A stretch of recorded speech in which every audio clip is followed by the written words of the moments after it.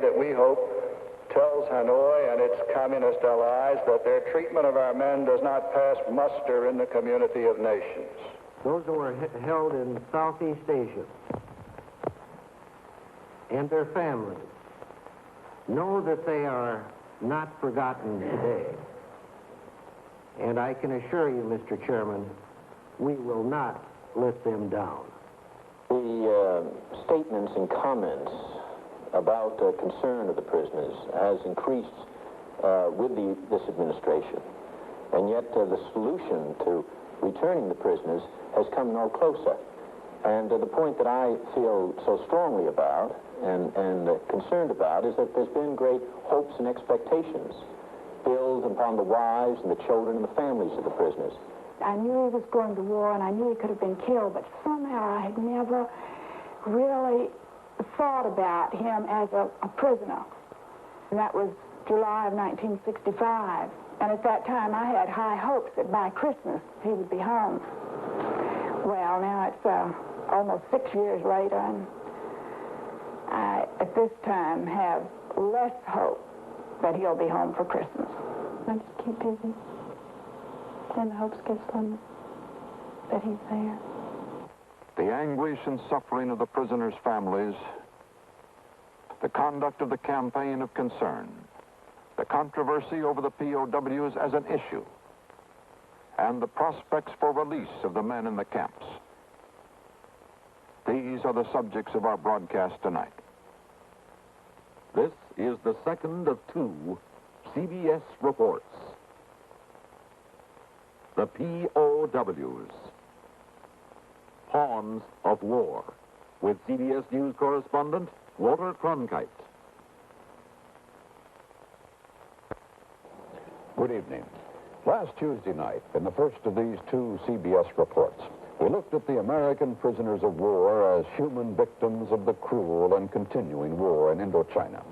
Tonight, we will examine the massive public campaigns to get the prisoners better treatment and to get them out. Some 25 months ago, President Nixon decided to make an international issue of the Americans held by the enemy in Indochina, reversing President Johnson's policy of quiet diplomacy to try to free them. Until early this month, the president placed ever-increasing emphasis on the POWs. Over and over again, he has said he would not pull all troops out of Indochina until the prisoners are freed. But Mr. Nixon also has said he would not leave until the Saigon regime has a reasonable chance to survive. Now, the war critics in Congress have seized upon the POW issue themselves and have turned the administration's argument around. Set a withdrawal date, they say, with the only condition being the other side's agreement to free the prisoners. And they are now hitting the prisoner issue hard. Hanoi, too, recognizes the emotional impact of the POWs. Just last week in Paris, Le Duc Tho, a member of the North Vietnamese Politburo, said it is the desire of the Vietnamese people to see all the captured soldiers return home as soon as possible. Nevertheless, on that same day, Hanoi repeated its refusal even to discuss releasing the prisoners until after a withdrawal deadline is set. If nothing else, the public campaign has taken advantage of North Vietnam's sensitivity to world opinion about how it treats the captives. This sensitivity became apparent at the end of 1968, even before the public campaign began, when Hanoi abruptly changed the image it wanted the world to see, a movement away from the harsh line which had dominated its propaganda. Mayo is just one example of that change. The receipt of Mayo was made a propaganda ceremony by North Vietnam, as in this 1968 Christmas film approved by Hanoi. The intended image, compassionate captor, but the compassion was questionable. This letter to a Navy lieutenant commander had been mailed 9 months earlier by his wife. Lieutenant Commander Richard Stratton of Hanford, California, and Lieutenant Commander Hugh Stafford of Cambridge, Maryland. This was the first film of American POWs receiving mail, a reflection of Hanoi's changed public attitude toward the prisoners, and many of the letters contained snapshots. Stratton's wife, Alice, enclosed a photograph of their 3 boys, the youngest of whom doesn't remember his father. A few words bridging a distance halfway around the world. Major Roger Ingleson of Sanford, Maine. Even the presence of the camera and the certain knowledge that he, in this moment, are being used for propaganda could not mask his reaction to a letter from home.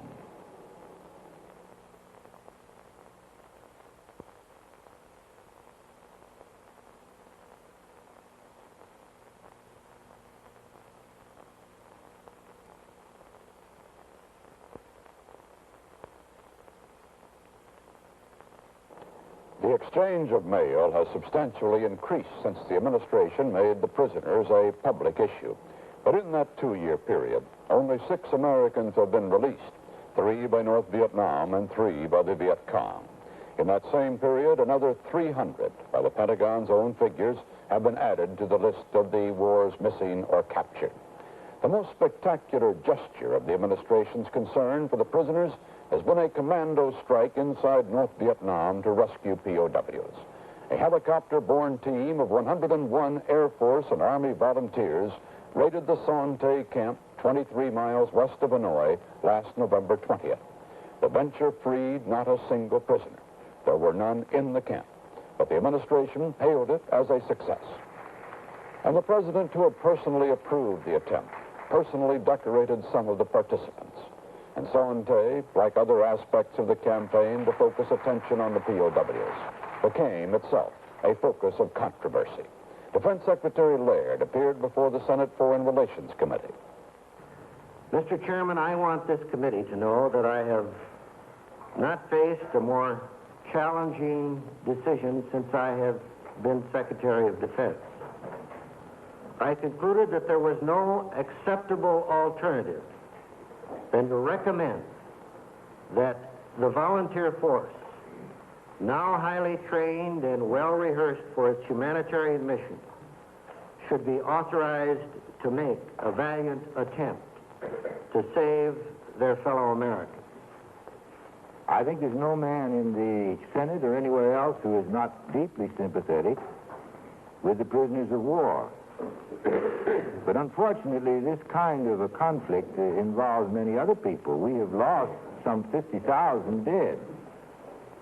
And we're continuing to lose large numbers. We're not questioning the heroism of the people involved, nor your motives in doing it. We all share your desire to release these prisoners, to obtain their release. But there are many of us feel that the only practical way, in view of the long history, is to bring the war to a conclusion. This month, Secretary Laird was asked if he still thought the Sante raid was a good idea. Yes, I do. Can you tell me why? Well, I would authorize similar activities as Secretary of Defense and recommend them when they have a chance for success. And I felt that this had a 50-50 chance for success as far as returning prisoners. And any search and rescue missions that have that degree of success available, and I believe that the men that are involved can be returned safely and return home, I certainly would recommend it. I am concerned about the plight of these prisoners of war. This is a humanitarian issue. The intelligence reports, which came out with congressional investigation, showed that our military knew that there weren't any prisoners in there 18 hours before the raid. So for what purposes were the raid taken? To try, I think, to build up a greater sense of hope and expectation among a lot of Americans, particularly the families of the prisoner of war. That was a sham. David Culhane made a sampling of the prisoners' families. He found that they looked back on Sante with reservations. Sante, well, it boosts our morale a little bit to think at least, they do care. They really do care. And if they'd gotten prisoners out, it would have been an entirely different situation. My first reaction was, thank God they've finally done something. My second reaction was, what a horrible thought that they must resort to attempting this. I thought it was dreadful to send men in on on a cause that was lost before it even began. There were no prisoners there. It frightened me because I would hate to think that this is how we must get our men out of the camps. I hope we can find a better way. I just can't believe that they could have, had the men been there, that they would have gotten many of them out alive. It proved one thing to me, that we're pretty desperate as to how we're going to get those men out if we would attempt such a mission. I think the men who went in on the mission were marvelously brave, and I'm certainly grateful to them for risking their lives. But I hope that we will not attempt another such rescue. Some of the campaign of concern for the POWs, here and abroad, has been organized and orchestrated by the administration. Some has been spontaneous and local. The latest activity, undertaken with White House backing, is a $25 million global print and TV ad campaign to start next month. It is sponsored and underwritten by the Advertising Council, the ad industry's organization for public service causes. However, it has drawn some opposition within the industry as being politically motivated. Frederick Pappert, the head of one major agency, has made public letters of protest against the campaign, saying no one thinks the prisoners themselves would gain anything from it. The ad campaign is just one outgrowth of the president's major policy shift on the POWs, the May 1969 decision to, quote, go public on the issue. The widening campaign of concern for the prisoners has taken many forms in the past 2 years.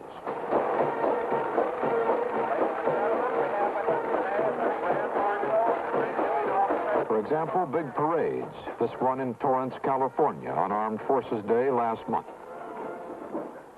For example, small-town fairs. This one in Brea, California this month. High school students adopted missing Marine Captain Steve Hansen as their rallying symbol. Hansen, a helicopter pilot and former high school coach, was shot down in Laos on June 3rd, 1967, and has not been heard from since. The halftime ceremonies of last season's Army-Navy football game became a platform for a POW appeal by Joan Vinson, who heads the leading group of families of the prisoners and missing men. She was accompanied by Admiral Thomas Moorer, chairman of the Joint Chiefs of Staff, and heroes of the Sante prison raid, which took place just a week earlier. Since William Howard Taft in 1910, presidents of the United States traditionally have thrown out the first ball of the baseball season, but there have been exceptions. One this year when President Nixon sent a substitute, announced by the Secretary of Defense. For 4 long years, Sergeant Fitzer was a prisoner of the Viet Cong in South Vietnam. As he performs this American ritual of throwing out the first ball, he does so as a reminder that there are still a great many men in uniform, some 1,600 of them who have not seen a ball game in a long time.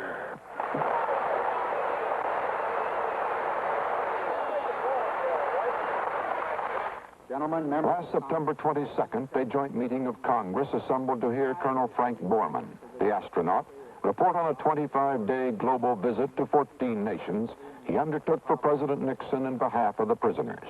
I request that all of you, some way, every day, remember the people, the U.S. citizens who are prisoners, and I strongly beg you not to forsake your countrymen who have given so much for you.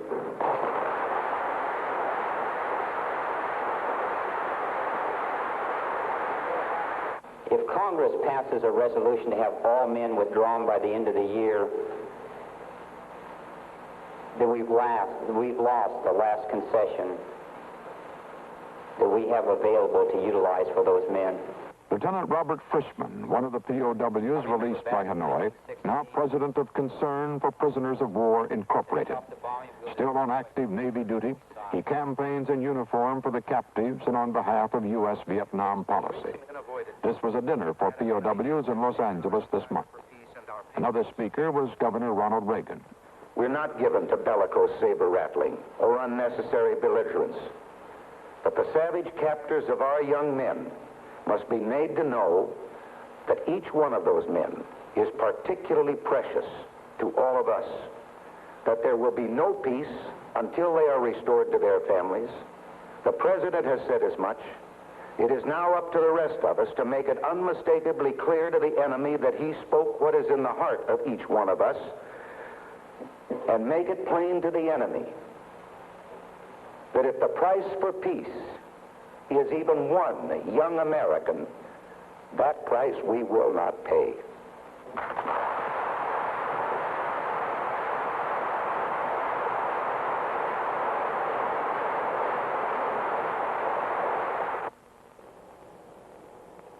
As part of the POW campaign, the Post Office issued a special commemorative stamp. Perhaps fitting, for the biggest activity in behalf of the prisoners has been letter writing. Hundreds of groups, like these school children, have participated in Write Hanoi campaigns. Millions of letters have been written. One such campaign is being run now by the Reader's Digest.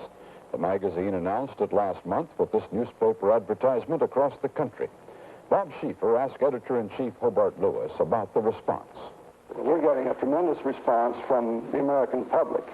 And we are publishing an article in our international editions next month, and we hope the same response will come from the world. What are you advising people to do? We're asking people to write directly to the North Vietnamese embassy or to the president of North Vietnam in Hanoi, urging them to treat the American prisoners humanely. And we hope very much that by putting pressure, volume and volume of mail, putting pressure on the president of North Vietnam, that there'll be some response.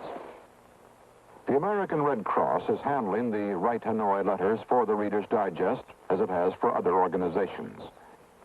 Critics have called this activity political, but the Red Cross calls it humanitarian and defends it as a legitimate public relations effort to aid the prisoners. Bob Schieffer talked with Red Cross Senior Vice President Ramon Eaton about the effect of the letters.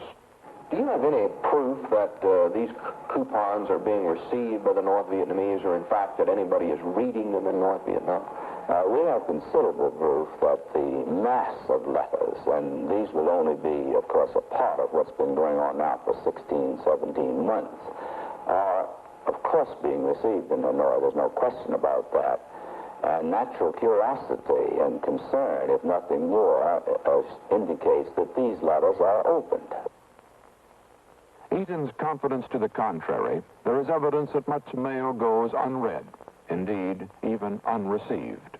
The Hanoi delegation in Paris regularly refuses to accept it, and the letters are turned away, ultimately to wind up in a warehouse basement, rented by a California POW organization as a dead letter office.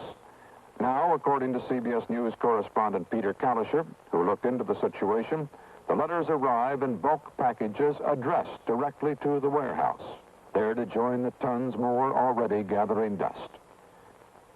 It isn't only mail that comes to Paris for the POWs. The most publicized and intensive individual effort in their behalf has been that of Ross Perot and his United We Stand organization. The Texas computer billionaire has made the POWs his personal crusade and spent $3 million on it. On chartered jetliners, Perot has taken prisoner families and journalists on 3 trips abroad. Failing to get permission to visit POW camps in North Vietnam, Perot visited POW camps in the South to demonstrate that they were open and the prisoners well cared for. The camps were open to Perot, but they have not been to CBS News, which has been requesting permission to enter for the last 3 months.